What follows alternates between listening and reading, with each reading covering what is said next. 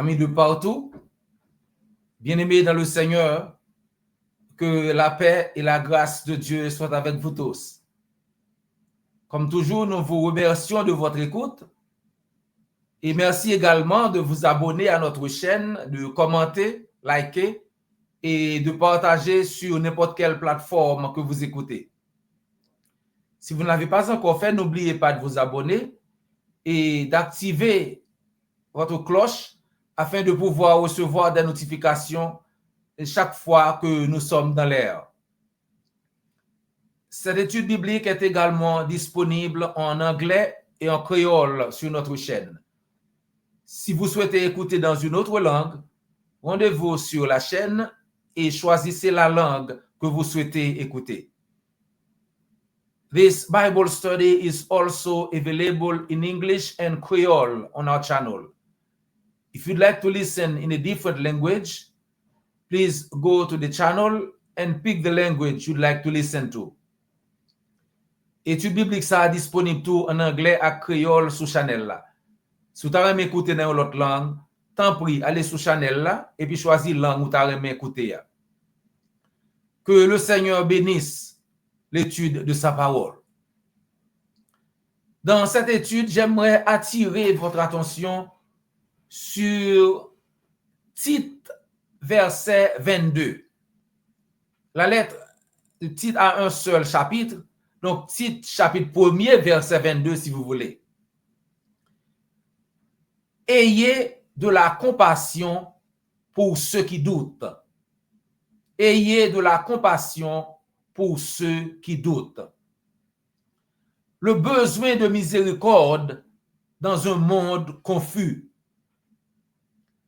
Chers amis, nous vivons dans un monde rempli de questions, de scepticisme et de cœurs hésitants. Les gens sont en quête de sens, de vérité, d'espoir. Et même au sein de l'Église, certains luttent contre le doute, non pas par rébellion, mais parce qu'ils sont humains. Donc, Jude, verset 22, est un appel à l'action, une action très douce. C'est un appel puissant. Ayez pitié de ceux qui doutent. Dans une lettre remplie d'avertissements contre les faux docteurs et les dangers spirituels, ce court verset brille comme une douce bougie dans l'obscurité. Jude, verset 22, est une invitation à répondre aux doutes, non pas par jugement, mais par la miséricorde.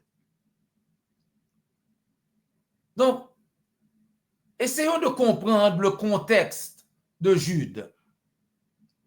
Avant d'explorer Jude, verset 22, il est important d'en comprendre le texte, le contexte parfaitement. Jude écrit à une église attaquée spirituellement par de faux docteurs. C'était une église sous attaque. Jude a des termes très forts concernant le combat pour la foi, verset 3, et la lutte contre l'impiété. C'est ce qui fait la lettre de Jude. Pourtant, au milieu de sa sévère réprimande, Jude rappelle aux croyants de faire preuve de miséricorde, en particulier envers ceux qui luttent dans leur foi. Donc, une leçon pour les serviteurs et servantes de l'Éternel. L'Église, nous sommes appelés à être à la fois défenseurs de la vérité et ministres de la compassion. Le doute peut surgir de plusieurs façons, chers amis. Par exemple, intellectuel. Quelqu'un qui demande comment puis-je être sûr que la Bible est vraie? Émotionnel. Pourquoi un Dieu permettrait-il une telle souffrance? C'est de l'émotion. Ou même spirituel. Suis-je vraiment sauvé? Ce sont des questions que des gens se posent. Même les croyants fidèles éprouvent des doutes parfois. Pensez à Thomas, par exemple. Thomas qui a été avec Christ, qui a tout vu, qui a entendu Christ parler de sa mort prochaine, de son et même de sa résurrection plusieurs fois. Et c'est ce même Thomas qui dit dans Jean chapitre 20, verset 25, Jean 20, verset 25, si je ne vois pas, je ne croirai pas. Thomas veut voir les mains de notre Seigneur Jésus-Christ. Il veut voir est-ce qu'on a avant de pouvoir croire. Après une grande victoire, 1 roi 19, après avoir remporté la victoire sur des centaines de prophètes Baal, Élie maintenant est effrayé, prend la fuite. Et Jean-Baptiste. Jean-Baptiste est celui qui a dit à tout le monde que celui-ci est le Fils de Dieu. C'est l'agneau de Dieu qui ôte le péché du monde. Voici l'agneau de Dieu qui ôte le péché du monde. Il dit que l'Éternel lui avait dit que comment il va savoir qui était le Messie, le reconnaître, c'est la personne sur laquelle le Saint-Esprit est descendu comme une colombe. Et l'ayant vu, il dit à tout le monde, je vous le dis, ça c'est le Christ, le Fils du Dieu vivant. C'est l'agneau de Dieu qui ôte le péché du monde. Jean-Baptiste. Et maintenant, dans Matthieu chapitre 11, verset 3, après son arrestation et sa mort est prochaine, contemplant sa mort prochaine, Jean-Baptiste, on voit ses disciples dire à Jésus, es-tu celui-là ou devons-nous en attendre un autre? Vraiment. Ces individus, chers amis, n'étaient pas faibles comme on pourrait le penser, mais ils étaient honnêtes dans leurs moments de difficulté. Donc notre réponse, c'est de faire preuve de miséricorde. Jude ne dit pas condamner celui qui doute ou celle qui doute ou ignorez-les. Et il dit ayez pitié de ceux qui doutent. La miséricorde, chers amis, implique la patience. Ne vous attendez pas à une maturité spirituelle immédiate. Comme un jardinier, soyez prêts à remplir, à nourrir la foi avec douceur. La miséricorde implique la compassion. Ne les humiliez pas à cause de leurs doutes. Écoutez plutôt leur douleur et accompagnez-les dans leurs questions.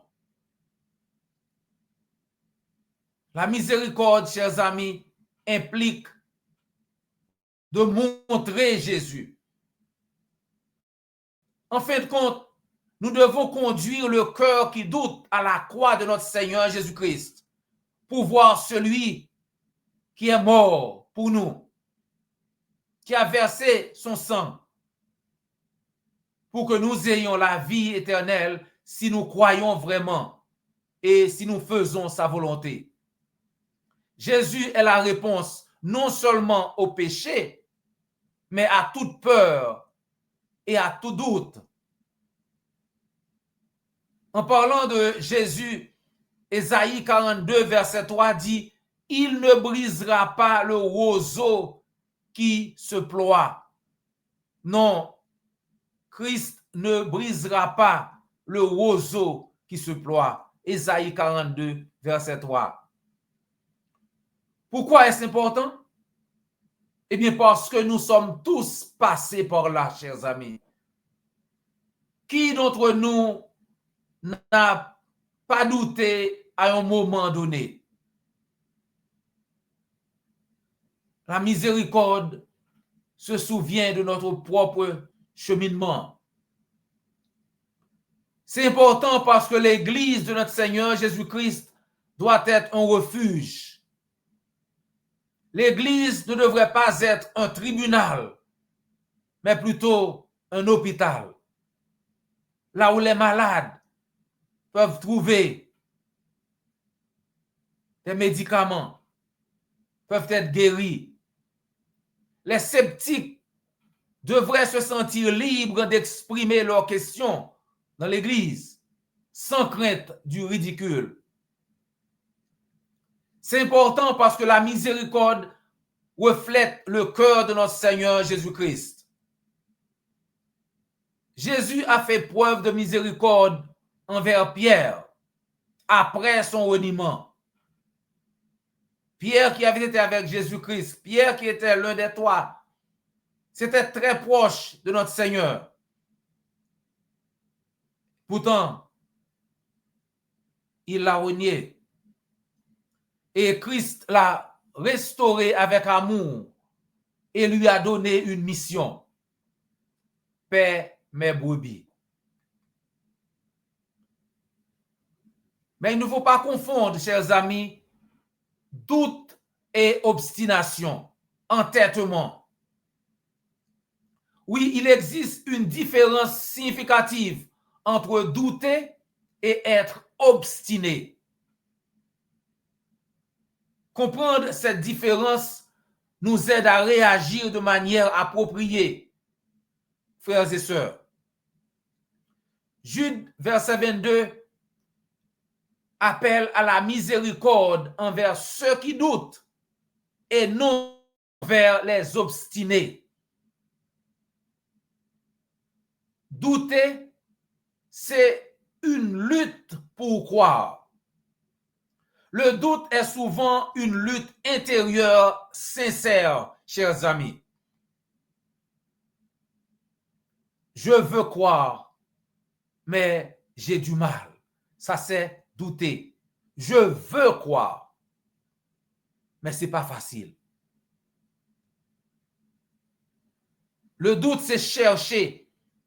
Douter, c'est chercher, c'est poser des questions. C'est lutter contre la peur, la douleur ou la confusion.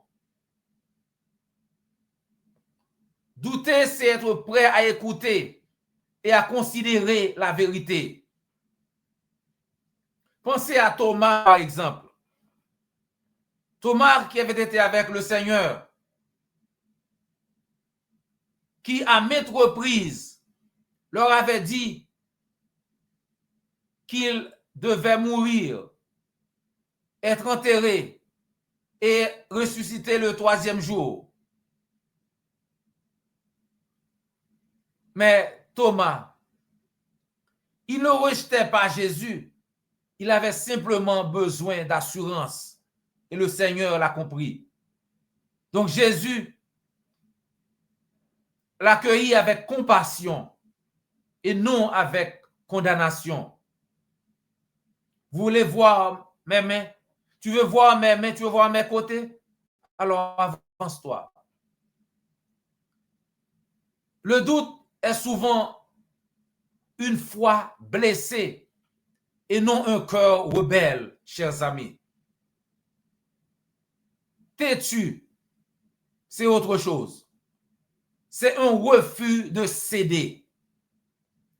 L'entêtement, en revanche, est un endurcissement du cœur, une résistance volontaire à la vérité, même lorsqu'elle est présentée clairement. Caractéristique d'une personne têtue, fermée et résistante. C'est quelqu'un qui dit, je me fiche de ce que tu dis, je ne changerai jamais. Je ne changerai pas. Être têtu, c'est ne pas rechercher la vérité, mais défendre sa propre voix à tout prix. C'est être têtu. C'est souvent être orgueilleux ou obstiné. C'est quelqu'un qui peut connaître la vérité, mais choisit de l'ignorer ou de la rejeter. L'entêtement ne signifie pas ne pas savoir, chers amis, mais plutôt ne pas vouloir.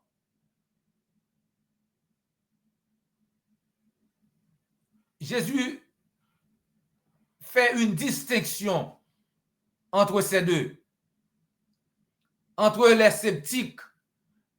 Dans Jude 1er, verset 22, Jude dit, nous devons faire preuve de miséricorde, de compassion et guider avec douceur les sceptiques. Mais aux obstinés, c'est autre chose. Jésus fait cette distinction à Pierre qui avait douté, à Pierre qui avait trébuché de peur. Jésus pose la question, m'aimes-tu, Pierre? Alors, paie mes brebis. Prends soin de mes brebis. Est-ce que tu m'aimes? Prends soin de mes brebis. C'est après le renouvellement de Pierre. Et aux pharisiens endurcis, Christ dit, malheur à vous, conducteurs aveugles.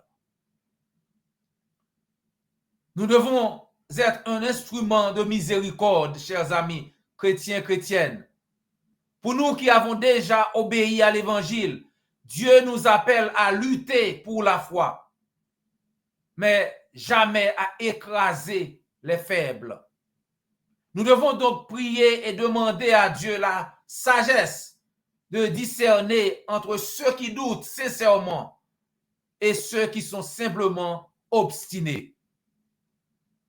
Car c'est seulement alors que nous pourrons répondre comme Christ, avec douceur envers ceux qui doutent sincèrement, ferme envers ceux qui s'opposent par obstination et toujours motivé par l'amour, chers amis.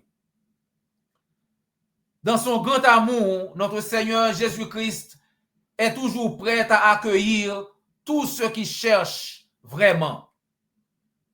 Alors, si vous écoutez ce message et vous n'avez pas encore obéi à l'évangile, Jésus vous appelle dès maintenant. Dans Matthieu 11, verset 28, il dit, « Venez à moi, vous tous qui êtes fatigués et chargés, et je vous donnerai du repos. » Vous tous, vous toutes. Donc, si vous ne venez pas, ce n'est pas de la faute à... Il vous appelle tous, sans exception.